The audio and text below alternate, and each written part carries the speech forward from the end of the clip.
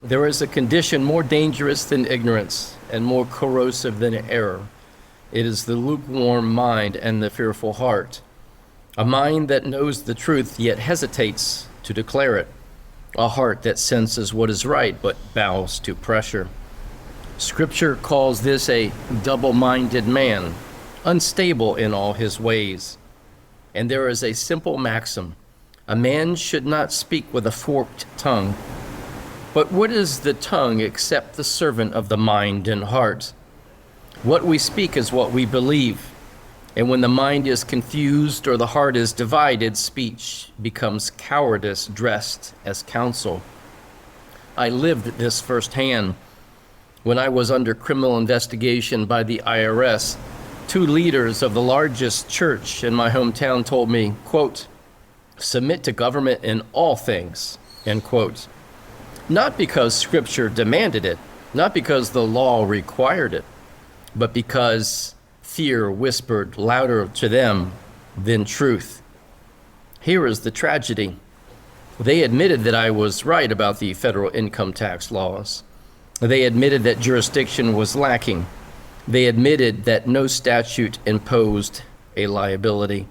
And then, knowing that truth, they urged me to violate it. What are we to make of such shepherds, of such men who bend Scripture to accommodate fear? Do they fear government more than God? Do they twist sacred words to calm their conscience? The assistant pastor, Don Den Hartog, one of the few whose integrity stood unshaken, asked me a simple question that pierced through the noise.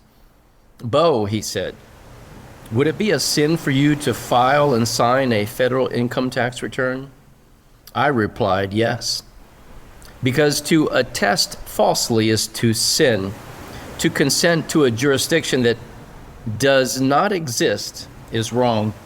To bear false witness against my own signature is unjust. You see, Don understood. Man must not submit to government in all things. Not when obedience requires falsehood, not when compliance requires surrender of conscience, not when acquiescence demands that we deny who we are before God. I rejected the leadership of Fellowship Bible Church and did as I affirmed with Don Den Hartog. I refused to accept signing a federal form within a political jurisdiction that was not mine. Why? Because my spiritual jurisdiction reigned supreme.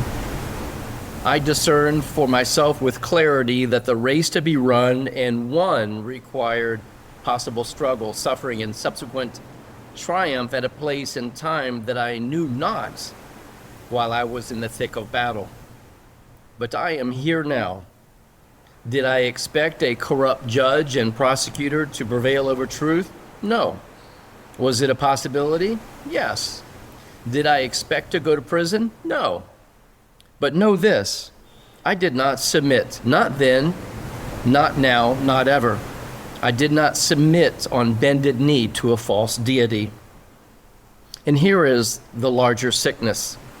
Those in government today at every level are tragically ignorant of the most basic constructs of the American Republic. And pastors across America are often worse. Why?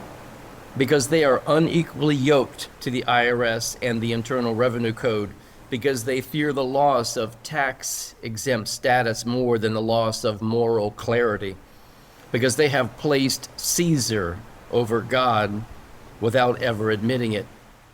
And one of the clearest symptoms of this is that most pastors expect members of their 501c3 organization to submit. Will you submit to church leadership, they ask? And in that question lies the entire problem. Most people answer yes instantly. They want to belong. They want community more than conviction. They want a social life more than spiritual discernment. They want to write off their tithes and reduce their tax burden. And in that moment, they surrender their capacity to rule their own minds and hearts with truth. They become the blind following blind leadership, obedient not to God, not to conscience, not to truth, but to a tax-exempt institution operating in fear. Pastors throw back their shoulders and proclaim, quote, "Let us submit to government in all things," end quote.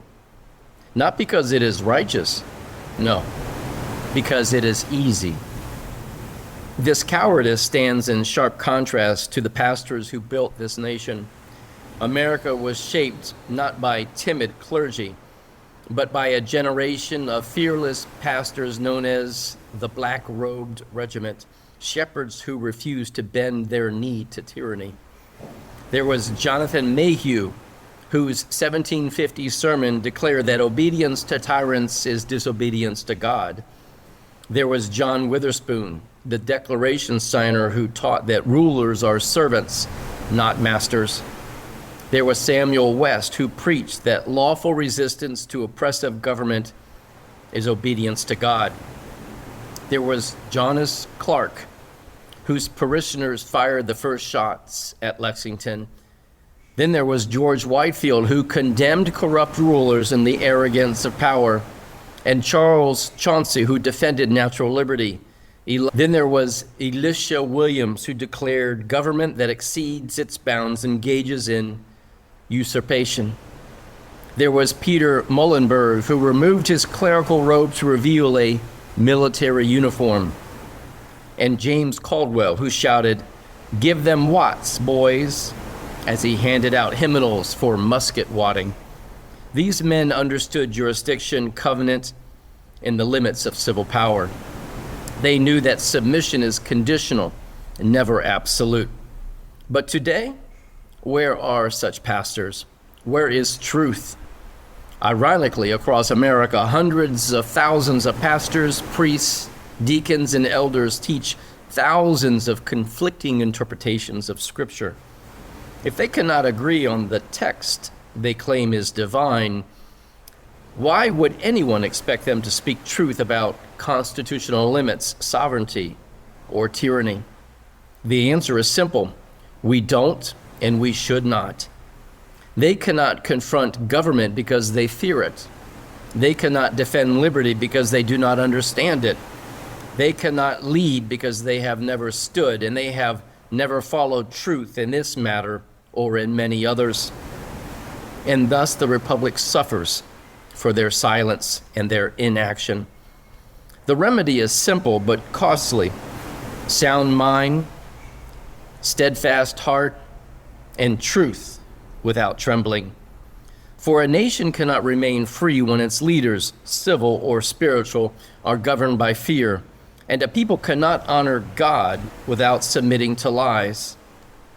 The time for lukewarm devotion is over. The time for clarity, moral, legal, and spiritual, has come. With Thanksgiving Day approaching, when all Americans should give thanks to those spiritual giants who formed our nation and secured our God-given rights, we must also confront a sacred obligation to demand that those in positions of influence discern Scripture in keeping with America's principles. Can you imagine clergy nationwide rejecting their tax-exempt status and openly declaring that the federal tax laws are limited in scope as defined in the Liberty Dialogues? They would change the course of this nation for the better and forever. Thanksgiving is not a day merely to remember blessings. It is a day to remember the cost of those blessings. And to that end, we should seek a country anchored in truth and ready to defend it, and prepared, if necessary, to sacrifice again to restore and preserve the American Republic. And as we give thanks, let us also remember that gratitude is not passive. True gratitude carries responsibility. The spiritual giants we honor did not safeguard liberty with words alone. They defended it with conviction, courage, sacrifice, and allegiance to truth above all earthly power. If we are truly grateful for the rights they secured, then we must be willing to shoulder the same burden, to stand firm in conscience, and refuse submission to any false authority that seeks to place chains upon the mind, heart, or soul. Gratitude without action becomes complacency. Gratitude with resolve becomes freedom preserved. Do we truly believe that the current church leadership across the fruited plain will lead us to victory in restoring our God-given rights? Will they take the first step in a charge against oppression?